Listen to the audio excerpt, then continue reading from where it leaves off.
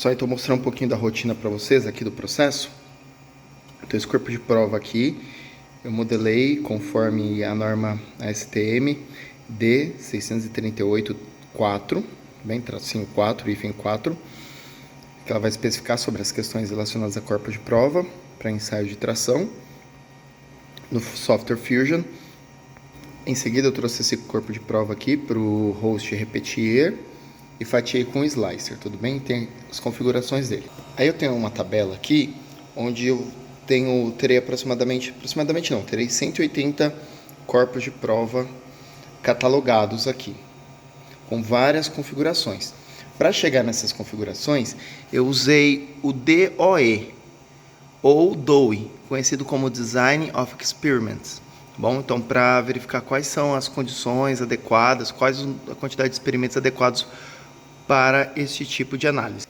Aqui são alguns dos materiais que eu estou ensaiando. Então, por exemplo, você pode ver, ó, a gente tem ABS, a gente tem PETG, a gente tem um outro ABS, tudo bem? Só que esse daqui, ó, é 10% de fibra de vidro e esse daqui, ó, tá com 25, ó, tudo bem?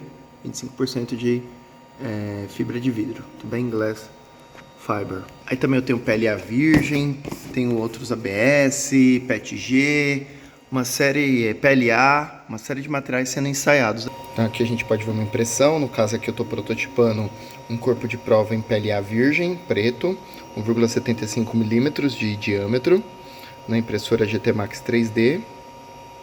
Aqui eu tenho alguns adesivos de fixação, porque, por exemplo, se eu estiver trabalhando com POM, eu vou utilizar esse tipo de adesivo. Se eu estiver trabalhando com PLA ou ABS, esse tipo aqui. Se eu estiver trabalhando com PE ou PP, eu vou usar esse tipo de adesivo, tá bom? Se estiver trabalhando com ABS, não necessariamente você precisa de adesivo, tá? Eu utilizo a depender da peça, por exemplo, corpo de prova. Não posso ter deformação no corpo de prova, então para garantir, eu utilizo adesivo, tá bom?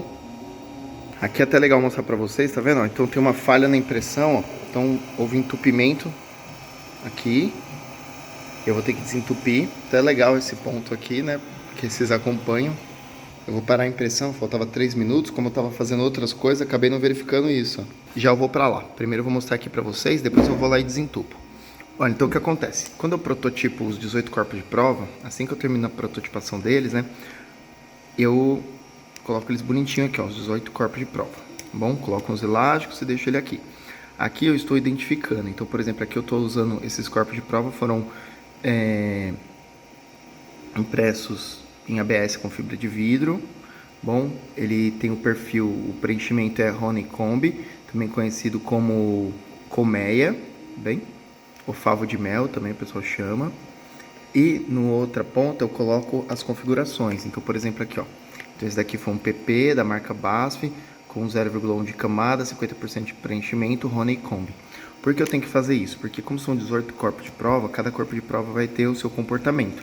Então preciso de todos esses dados. Depois também eu vou medir a massa de cada um desses corpos de prova. Porque isso também vai entrar na minha tabelinha que eu mostrei para vocês. Lá tem vários dados desse corpo de prova. Então eu vou ter análise dimensional.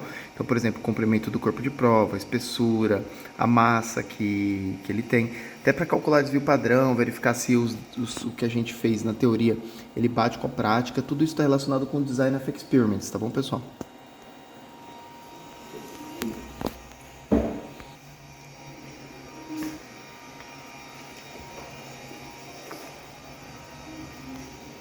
Então, aqui só para mostrar para vocês como um vídeo mais de rotina, não tem problema. Vou parar aqui, ó. Isso daqui já era, né? Eu perdi essa peça aqui. Vou voltar a aquecer a mesa. Eu vou abaixá-la. Então aqui, ó, eu desliguei, né, o processo, parei o processo. E agora eu vou ter que desentupir, verificar o que aconteceu. Provavelmente ele pode ter feito um rabinho de porco aqui dentro, entendeu? Por alguma questão. Não, porque eu já olhei aqui atrás, aqui não tá com nenhum problema, não rompeu nem nada. Não tá faltando filamento. Então a gente tá com alguma falhinha, tá vendo? Ele não, apesar de acionar lá, ó, para trazer o material não tá chegando. Então eu vou identificar o que aconteceu, se rompeu. Então, quando eu coloco a mão aqui, eu sinto que ele não tá puxando. Ou então deve ter rompido em algum ponto. E eu vou analisar agora para verificar o que dá para fazer. E essa é a rotina, pessoal. Então não tudo são flores, né? Então apesar de ter um monte de corpo de prova para imprimir, sempre tem algum probleminha. Não é porque o corpo de prova, dá 1 hora, às vezes o pessoal demanda um serviço. Aí você fala, ó, 1 hora, 2 horas, 10 horas, 30 horas. Mas nem sempre, às vezes leva muito mais tempo, porque sempre impressão 3D é algo muito artesanal ainda. Bom, muitas das coisas a gente não tem controle, não é porque o fabricante especifica alguma coisa que aquilo dá certo. A temperatura ambiente influencia muito, o local da instalação da impressora. Então às vezes a gente deixa as janelas abertas por uma necessidade, o vento que vem um vento muito forte, ele atrapalha a impressão, por incrível que pareça. Então não é porque tem uma coisa especificada que a gente tem que seguir exatamente aquilo, a gente tem que entender as condições do local, tá bom? Vocês veem, aí a gente sempre tem surpresas, como essa surpresa agora aqui que a gente precisa consertar, tá bom? Valeu!